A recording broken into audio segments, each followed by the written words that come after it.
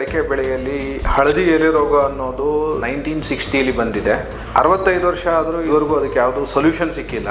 ಪ್ರಸ್ತುತವಾಗಿ ಎಲೆ ಚುಕ್ಕಿ ರೋಗ ಅಂತ ಬಂದಿದೆ. ಕೊಲೆಕ್ಟ್ರೋಟ್ರೈಕಮ್ ಅನ್ನೋ ಒಂದು ಶಿಲೀಂಧ್ರ ಅಂದರೆ ಫಂಗಸ್ ಇಂದ ಬಂದಿದೆ. ಆ್ಯಂಡ್ ಕೊಳೆ ರೋಗ ಅದು ಫೈಟಾಪ್ತರಾ ಅನ್ನೋ ಒಂದು ಫಂಗಸ್ ಇಂದ ಬರ್ತಾ ಇದೆ.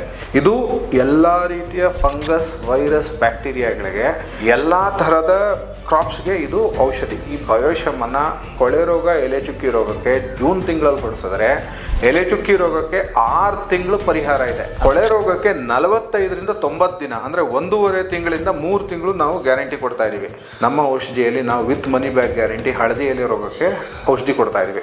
ಎಲ್ಲ ತರಕಾರಿ, ಹೂವು, ಹಣ್ಣು ಇದು ಒಂದೇ ಔಷಧಿ ವರ್ಕ್ ಆಗ್ತಾ ಇದೆ.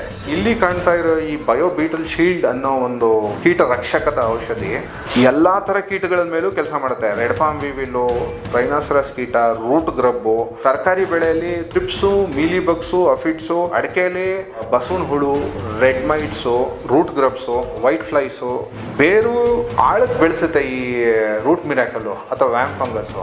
ಈಗ ಇಲ್ಲಿ ಗುಡ್ಗ್ರೋ ಅನ್ನೋ ಒಂದು ನಮ್ಮಲ್ಲಿ ಮೈಕ್ರೋ ನ್ಯೂಟ್ರಿಯೆಂಟ್ಸ್ ಇದೆ. ಒಂದು ಗಿಡಕ್ಕೆ 18 ಬಗ್ಗೆ ಮೈಕ್ರೋ ನ್ಯೂಟ್ರಿಯೆಂಟ್ ಅವಶ್ಯಕತೆ ಇದೆ, ಅಷ್ಟು ಕೊಡ್ತಾ ಇದೀವಿ. ನಮ್ಮ ಬಯೋಫರ್ಟಿಲೈಸರ್ ಅಲ್ಲಿ 10,000 ಕೋಟಿ ಬ್ಯಾಕ್ಟೀರಿಯಾ ಇದೆ. ಈ ಎಲ್ಲ ಗೊಬ್ಬರಗಳು ಅಡಿಕೆ ಗಿಡಗಳಿಗೆ ಒಂದು ಗಿಡಕ್ಕೆ ಬರೀ 5 ರೂಪಾಯಿ ಕಾಸ್ಟ್ ಆಗುತ್ತೆ. ಕೀಟ ರಕ್ಷಕ ಹಾಗೂ ಫಂಗಸ್ ರಕ್ಷಕ ಒಂದು 10 ರೂಪಾಯಿ ಖರ್ಚು ಅಷ್ಟೇ ಬರೋದು.